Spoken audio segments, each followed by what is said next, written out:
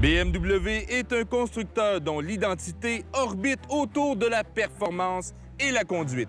Peu importe la BM qu'on choisit, qu'il s'agisse d'une berline ou un SUV, son comportement routier penche vers la sportivité tout en enveloppant son propriétaire dans un voile de luxe et de qualité.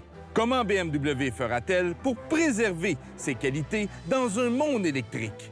Elle tente le coup avec l'iX, son premier VUS électrique, mais aussi le premier véhicule BMW à reposer sur une toute nouvelle plateforme dédiée. Dédié? Dédiée parce que l'AIX a été fait pour être une voiture électrique. C'est pas comme l'AI4 qui est vraiment une série 3 qui ont mis un moteur électrique. Elle, il n'y en a pas de version essence. Compris? Si tu poses d'autres questions de même, je te laisse. C'est clair? Non, on s'entend, là, c'est pas beau, ça. Non, c'est pas pour tous les goûts, là. En effet, le design de la BMW iX ne fait pas l'unanimité. Mais chez BMW, on semble récemment avoir jeté le département du design à la poubelle, car aucun de ces modèles se ressemble. Certains d'entre eux, comme la iX, sont particulièrement bizarres. Et la grille avant, sans grille, mais on fait semblant d'en avoir une, n'aide pas. Mais à ce qui paraît, ça se vend comme des petits ponchos un jour de pluie. Il y en a qui ont de l'argent et qui n'ont pas de goût. Le iX xDrive 50 est à la saveur des VUS électriques d'aujourd'hui. Il est énorme, ressemble à quelque chose qui sort tout droit d'un film de science-fiction et il est bourré de technologie. C'est surtout la capacité de sa batterie qui étonne, avec ses 111,5 kWh. C'est gigantesque! Là, je veux que tu me mettes de l'écho, je veux que tu mettes gros plan sur ma face, tu sais, quelque chose de gros, là. Ou tu peux juste payer ma bédaine. C'est gigantesque! Une telle capacité permet à cette batterie d'alimenter 2 moteurs électriques montés sur chaque train.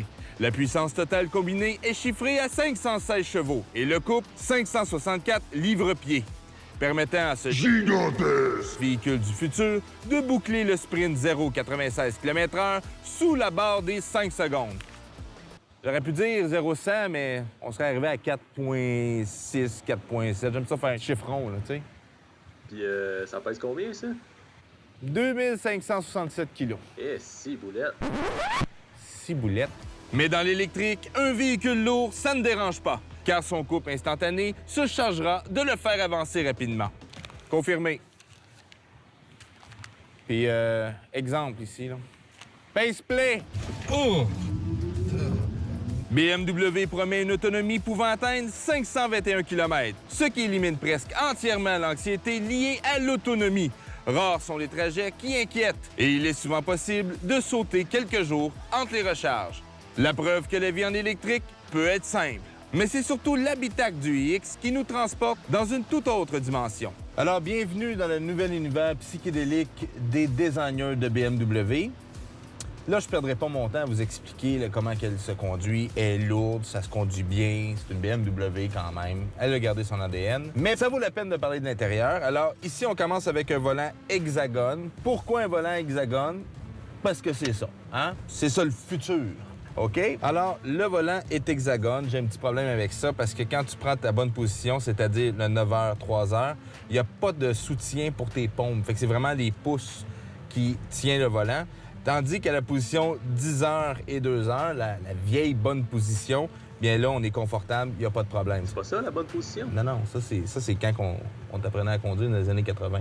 Quand les voitures n'étaient pas précises, quand les voitures étaient comme des mardes. Je prends 2 minutes, je l'explique. La vieille école, la bonne façon, le « je manque », le « Karen ». Le wannabe chauffeur de BMW. Pour revenir à l'intérieur, bon, comme toutes les voitures électriques, c'est un gigantesque écran qui sert d'instrumentation. Vous contrôlez tout à partir d'un écran tactile. Les matériaux sont d'exquise qualité, la qualité de finition est impeccable.